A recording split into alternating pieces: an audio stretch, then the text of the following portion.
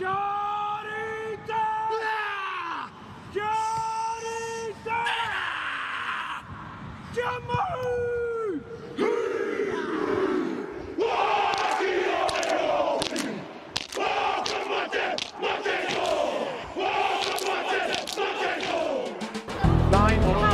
Rogers does as well. Henry, stop counting.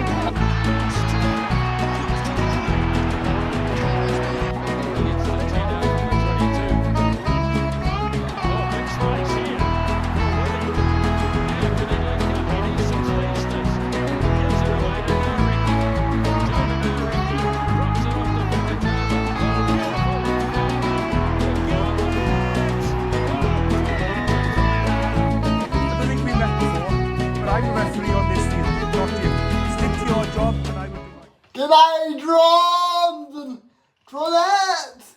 How are we all today? Welcome on to the Drone Trainer! Now, no designated station. I just thought I'd show off something a little bit different today.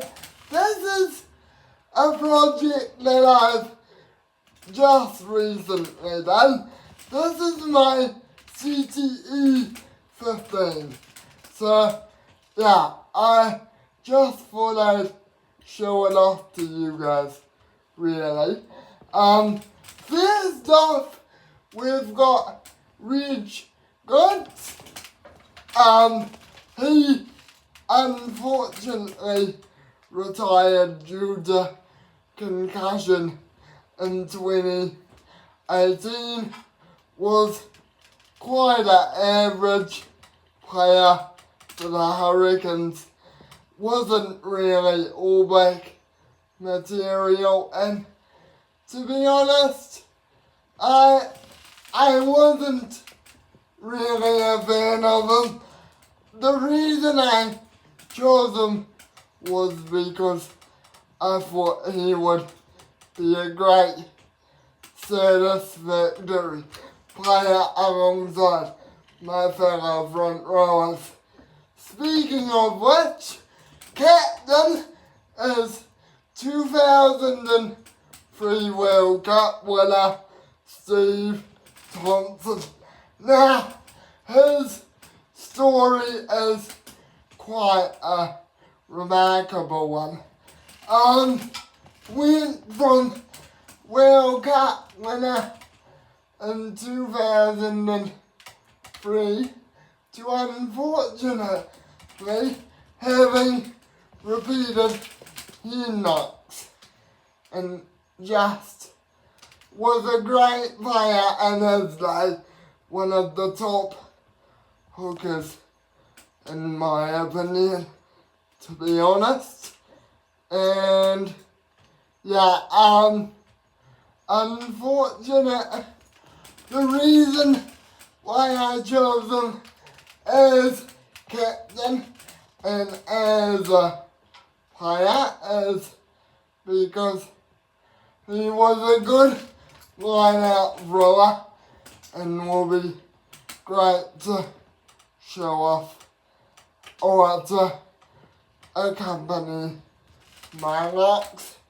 And the fact that he's been a proven player for the Northampton Saints back in his day, he was just an icon, so couldn't leave him out.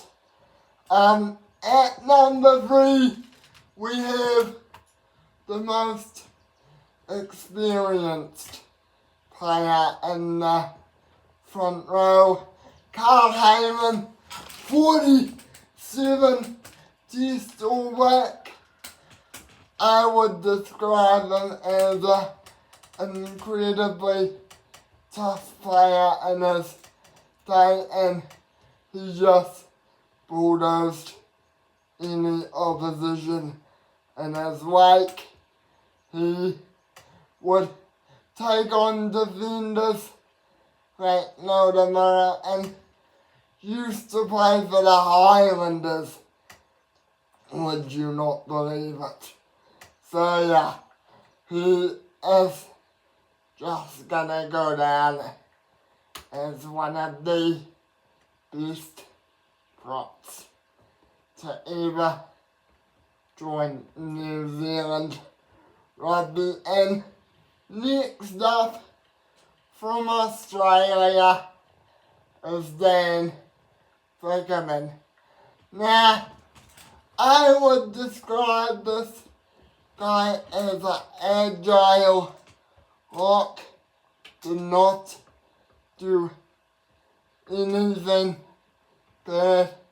He was a great line-out operator and was just keen to get stuck into everything. And yeah, he was quite the stalwart for Aussie rugby too. So yeah, and unfortunately for him, he died from CTE in 2017. Next is former Blues and Taranaki man Kane Barrett. Unfortunately, did not see his full potential as a player, and that's mainly because he got concussion and took a lot of repeated head knocks, but before he took those, he was a great servant for Taranaki and got a couple games for the Blues. So yeah, it's really unfortunate that his career got cut short. Had he not been concussed, I think he would have made it all the way. Next two players are quite inspirational, at least for me anyway. So, Dylan Hunt and Colin Jarvis.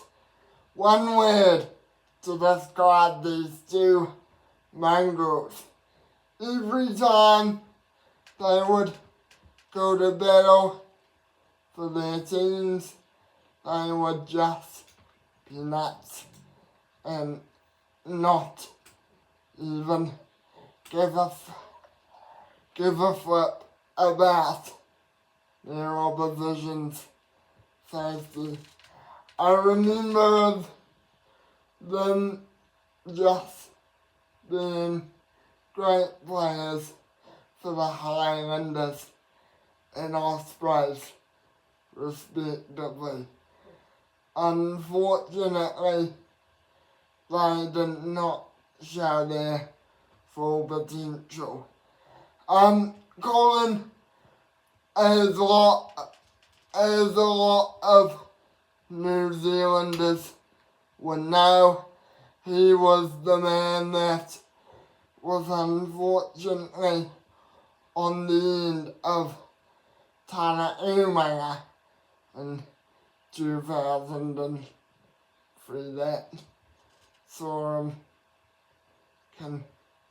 concussed and taken to hospital. So doing the great young player,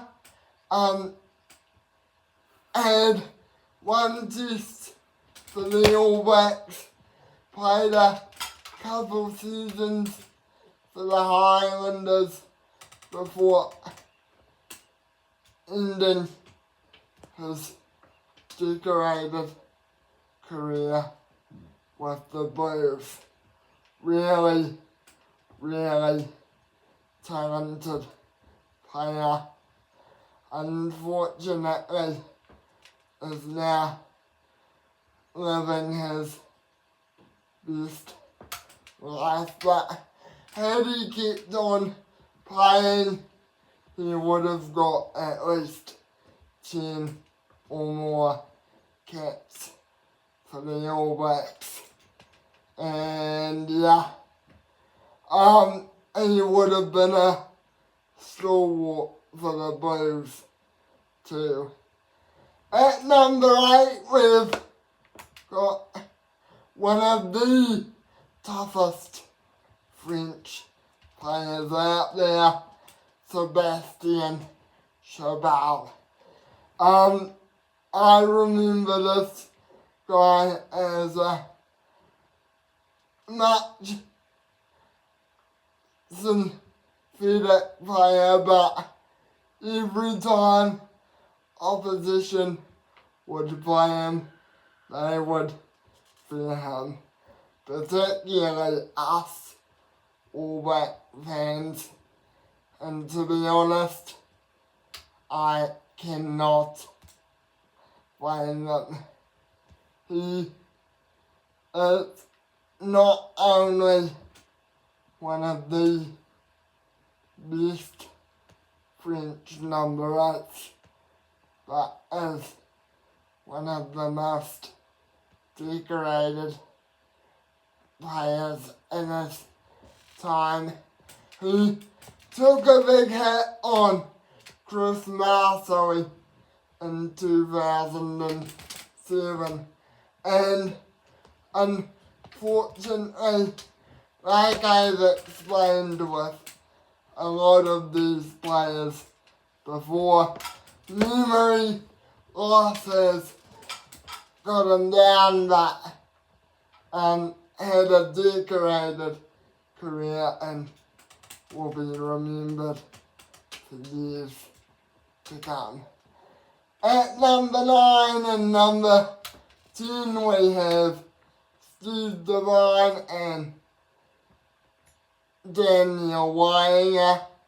Would describe these two players as very much unlucky. I wish they would have got more time, but injuries along with concussions ended their careers early. Steve was an All Black from 2002 to 2003, while Dan was mostly known as a provincial player for Hawke's Bay. Steve took the brunt of the hand knocks though, as I do think he made the best decision, as he is now a firefighter, but decorated career for the Blues. Had he get playing, I would think, or am going to think, he would have had a decorated career. As for Dan, he would have stayed in the provincial side of things. Got a couple of caps for the Chiefs, and that was it for him. So yeah. Next up, we've got two players that are very, very unlucky. Gavin Henson and Regan King. Really awesome players, and the reason why I chose all 4 of these backline guys is because they would just electrify any opposition without taking clarity, and yeah, it's really, really gonna be a great combination. As for Gavin's and Regan's careers. The two of them were both internationals for Wales and the All Blacks respectively. Kevin was a British and Irish Lion, for those of you who don't know, and Regan spent the majority of his time in New Zealand. I'm gonna say with the Chiefs, and then he went off to France. Had these two kept playing on though, I would have thought they would have been at greater risk. So really glad they're safe, but unfortunately it is what it is for them now, and they'll go down as well. Gavin Ensign will go down as a Welsh legend, or has gone down as a British and Irish and Welsh legend, while Regan's just a liability now. I would say he played way before my time, so didn't see those or him playing specifically, but I'm sure he was a great player. Back three, we've got David James out of Wales, Anthony Fangar out of Australia, and Leon McDonald out of New Zealand. All three of these guys were great players. Didn't see David play a lot. He was way before my time, and Anthony was before I started watching rugby, so yeah, and Leon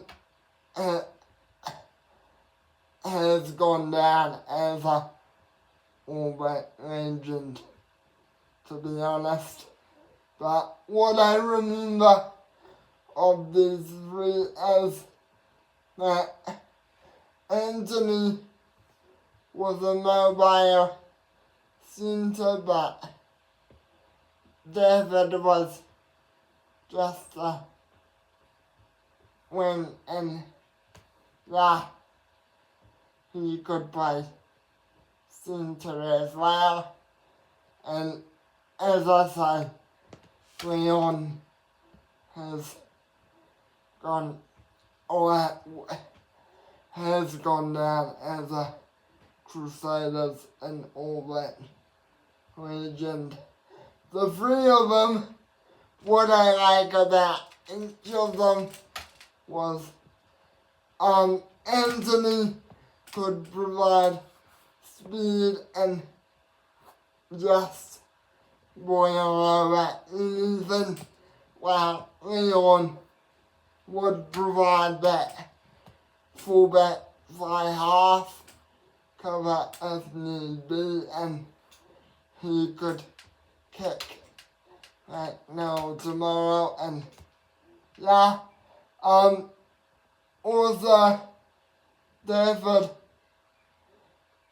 or I don't know much about him, so yeah. But anyway, that's the 15. Now we get on to the bench, and James Parsons, we have Toby Smith also, and Phil Vickery. I know Phil Vickery as an absolute legend for English rugby, and he was a great player back in his day. Solid tight head prop that would just be immense and not give a shit on who he was tackling. Sorry for the swear word, trons and tronettes. Toby Smith was an agile player back in his day. Had stints at the Chiefs and other Super Rugby clubs before becoming a Wallaby and just devastating anyone and everyone. And James Parsons, really unfortunate story here. The man was a North Harbour and Blues legend that did not fulfill his potential because his career was filled with concussions and injuries, but had he kept playing in the years that he did, he would have got many more caps for the All Blacks. And on to the lock and loose forward replacements. Both of these guys, I chose them because one thing only, they can provide speed and absolute mongrelness to the breakdown off the bench. Jason Eaton was a Hurricanes player, All Black in his day, did not take anyone for granted. And what I remember of him when he played for the All Blacks, he just gave it his all and did not give a damn, and he provided for his teams. He was also a legend for Taranaki as well. So, yeah, Shane Christie equally a legend for Tasman, captained them for a couple of seasons before succumbing to concussion in 2017. Every time I would see him play for the Highlanders and Tasman, he would just wear God on his sleeve, and it would just be a nightmare for any other number 7. And yeah. And then we have Billy Guyton and Patrick Ramsey. Now, Billy Guyton, great halfback, would just put his everything into it without even thinking. He would be an absolute accurate passer and was just an absolute beast at the breakdown and stuff. And yeah, he played for the Blues, Hurricanes and Crusaders along with the Māori All Blacks. Unfortunately, died earlier in 2023. The short career or a long career provincially, but short career in Super Rugby. Had he not had those concussions though, he would have been an absolute menace for the Blues and in future years. Patrick Lambie, another unlucky guy, called it quits in early 2016, I think. Great first 5 8. Every time I would see him play, he would just distribute like no tomorrow.